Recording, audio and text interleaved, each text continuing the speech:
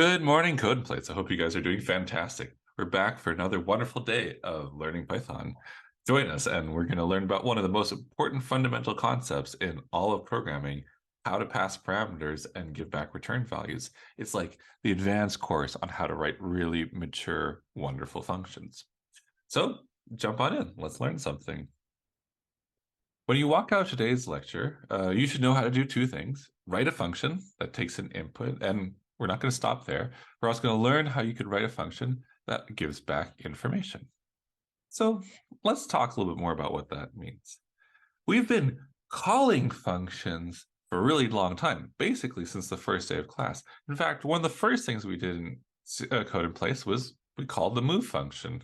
And then we would call other functions like turn right. Enter the world of console, we had input, print, math.square root, float, and even create rectangle. These are all functions. One thing that they all have in common is they all have parentheses. But I want to point out one thing that's slightly different. All of these things do a task, but some of them have information that was given to them when they did their task, and that information's written in blue on your screen. Like when you called print, you had to say some information. What was the thing you wanted to print into the console? When you call float, you have to say, what's the thing I want to turn into a float? When you call create rectangle, you have to give the coordinates of the rectangle and possibly the color. So there's all these functions that we've been using that take in information. And it begs the question, how could we write these functions? Since the days of Carol, we've been defining new functions, the defs. But when we define those functions, they never would be able to take in information like this. And that's what you're going to learn today. So you're going to learn how to write a function like the ones input, print, create rectangle you see here. And we're not going to stop there. In addition to being able to write functions that can take in information, some of the functions we use give back information. Like when you call input, it actually will give you back whatever string the user inputted. We call math.square root. It does a calculation and gives you the answer back. So you're going to learn how to write functions that not only take an input, but also give back a return. As I mentioned, we've been defining functions since the very first day of class. It's such an important concept that that's the first thing we do in Code in Place is we define new functions. So do you guys remember in our very first lecture, we defined turn right? What a good time. Now, we're going to go into the nitty-gritty details, but to give you a big picture, I want to start by just showing you a contrasting case. And a contrasting case is when you put two things side by side. Here's a definition on the left of a function that takes no input. And then I want to define on the right a function that does take inputs. And I'm not going to tell you all the details yet. We'll get into that in a moment. I want you to try and guess what's going on here. So I want you to look on the function over here. It's called move n. And so the person is going to give a number of moves, and we want to move that many times. I want you to think, how do you think this is working? So this is your very first example of a function that takes in some information, which I've colored here in blue. And at this point, maybe it's not that surprising. Move n takes in information. This is how you define it. Someone could call it by saying like move n 10. Whatever information is passed in actually gets given to this function as a variable. And this function happens to call it n moves. It then does its work using that. Whoa, hey, maybe this won't be so bad. Now, we're going to get all into it, but maybe to just get us started, I wanted to give you a wonderful analogy. We're going to be writing a lot of functions, and the sort of functions we'd like to be writing are like toasters, and we like to say that toasters are also like functions. Here's how toasters are like functions. Functions that we're going to be writing, they take in some inputs, and so do toasters. They can take in some inputs, and sometimes that input could be something like bread. And toaster is a thing that does a function. It performs one operation. And what's that operation? It makes things toasty. And it depends what you put into it. If you put bread into a toaster, it's going to make that bread toasty, and you're going to get out, some toast. But the beautiful thing about a toaster is you don't need to have a different toaster if you just want to have slightly different inputs. Like, let's say you had a bagel or some cement or something like this. If you put that into your toaster, You didn't need a whole new contraption. The exact same machine can perform this toasty action on a different input, like a bagel. So, a wonderful machine. You can put in bread, you get toasted bread. You put in a bagel, you get a toasted bagel. It doesn't work with everything. There's a certain set of inputs that it expects, but if you give it any bread-like input, your toaster does its job. We want to write functions that are going to behave like toasters, these utilities that you can use in all sorts of places in your programs. Now, there's another reason that the functions we're going to write are like toasters. We've been using functions, and you could use a function without knowing how it's written. Like, take create rectangle. You use that function all the time, and you can make wonderful rectangles. Or print, you use that function all the time, but you don't necessarily know exactly how it's implemented. And it's kind of the same thing for toasters. Like I can use a toaster all the time. I don't know necessarily how a toaster works. And the wonderful thing is, I can use it without that knowledge. And it might seem like, shouldn't you know how everything works in your program, in life? And the answer is actually, if you can just kind of uh, rely on something without having to know its detail, it allows you to build bigger and bigger and more wonderful things. So this toaster, maybe the way it works is that there's coils and they get warm, and that's what makes out your toast. Or maybe there's tiny little aliens, and then they take in the bread, chop it up, do a big piece of magic, and then give us back the toast. However, a toaster works doesn't matter. I can use it without that implementation. And that separation between the person building the toaster and the person using the toaster just allows civilization to advance. Functions are going to be like toasters. We're going to write things that do jobs. Those jobs could take in some inputs and they could give out outputs. And the wonderful, most important thing, the reason this is like 10 out of 10, crazy important subject, is that this system of programmers building functions upon functions that other programmers could use, possibly without knowing how they're implemented, is the way we got from really basic programs to incredibly advanced ones. Like, I'm going to point out this Pixar movie. This Pixar movie was completely made by computers, or the rendering was at least. And there's all sorts of layers and layers and layers of complexity, so much so that if any one programmer had to do everything, it would have been impossible. The only way we're able to make the magical things that you use in your day-to-day life, like a browser or a Word document editor or a Pixar movie or a wonderful game, all those things we're able to make that are big and huge, maybe have thousands and thousands of lines of code, is by decomposing parts of our program to smaller bits and functions. That is your bread and butter for doing it. Until this point in code in place, you knew how to write functions that didn't take inputs. Now that we're going to learn how to write functions that take in inputs, you're going to be able to join this wonderful world of programmers writing big, great programs together. So we know that this is important. It's possibly one of the most important things if you want to become that really wonderful program that I know you are capable of becoming. But it's also a pretty hard one to learn. So I'm going to ask that you guys focus really hard on this lecture. I'm going to do my best to be as clear as possible because this is one of those tricky concepts that's just crucially important. So let's go into the anatomy of a function that takes in input and gives back outputs, and then we'll take it out for a spin. So this isn't the most exciting function that you could ever imagine writing, but what if we wanted to have a function that would calculate an average?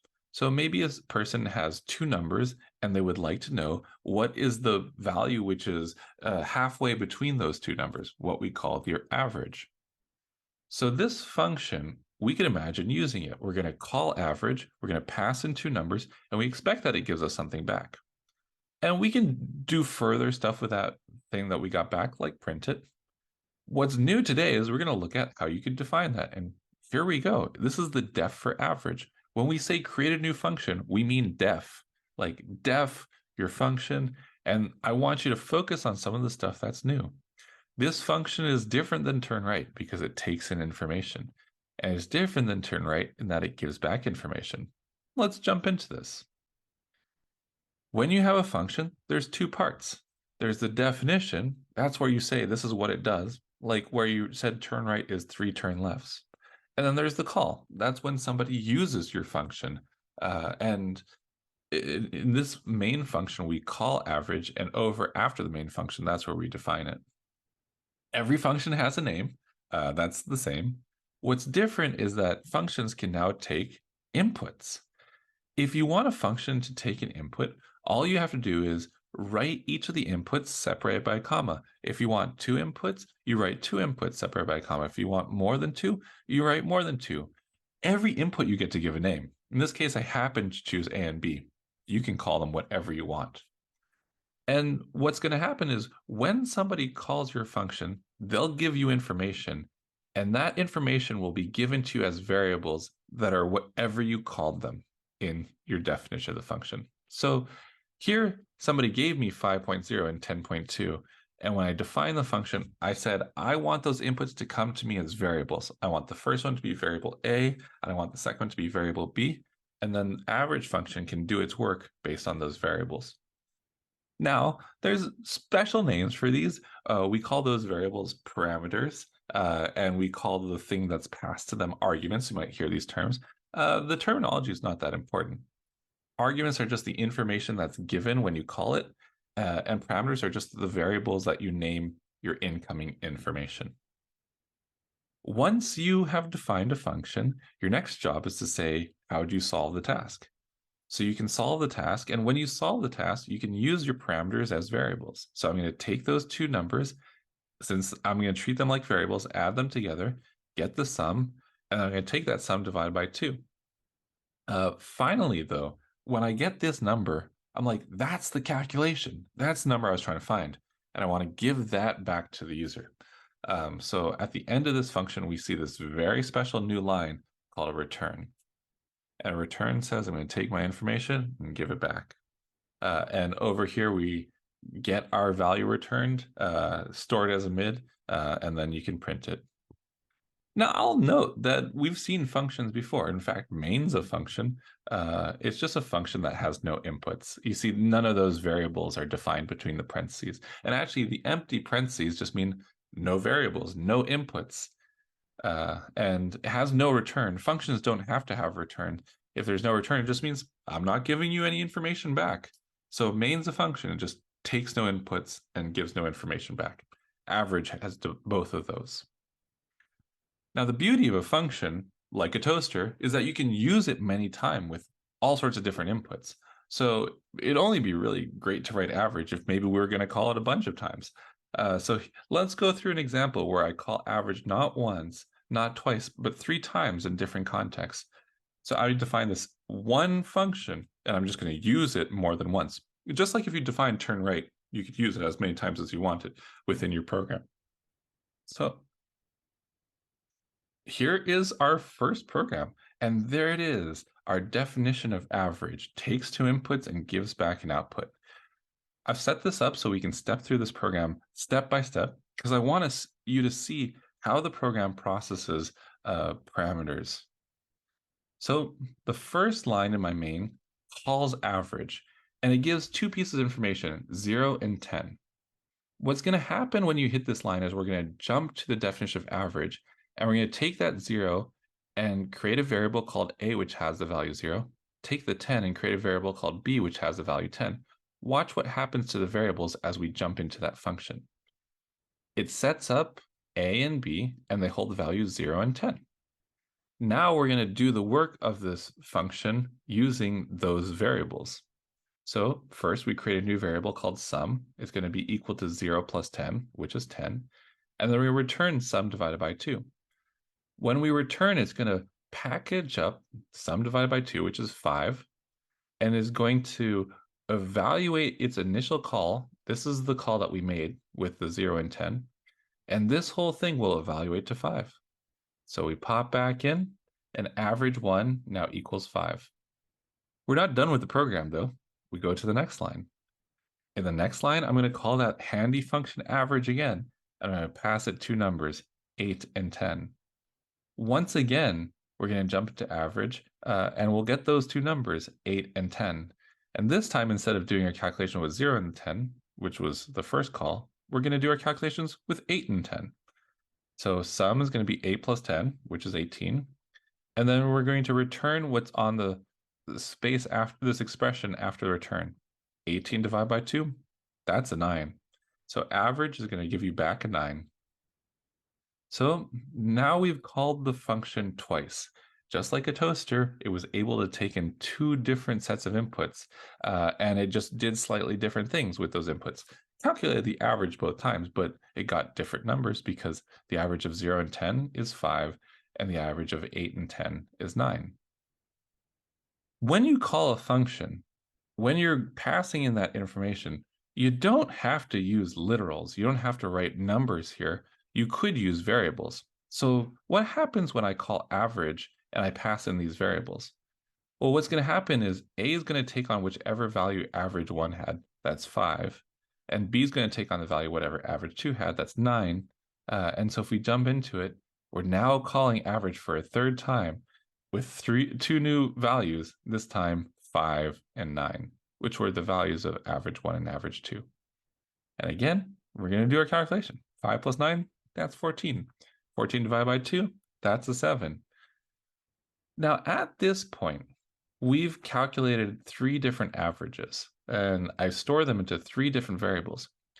Notice, though, even though we were returning, nothing got printed.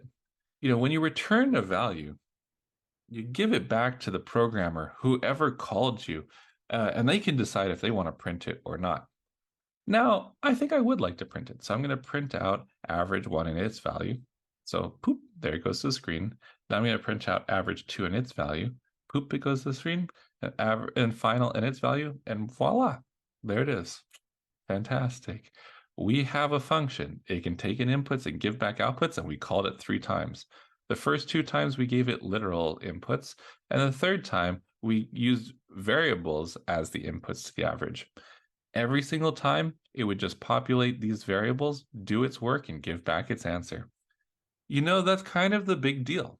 If you could understand it, that's the big picture of parameters and returns. So if you're feeling like that's pretty manageable, wonderful. Welcome to the world of writing bigger and bigger programs, because this is that most important necessary step. So that's the major idea. Parameters, they let you provide a function with some information when you're calling it. And the big deal is you can define functions now that take in information.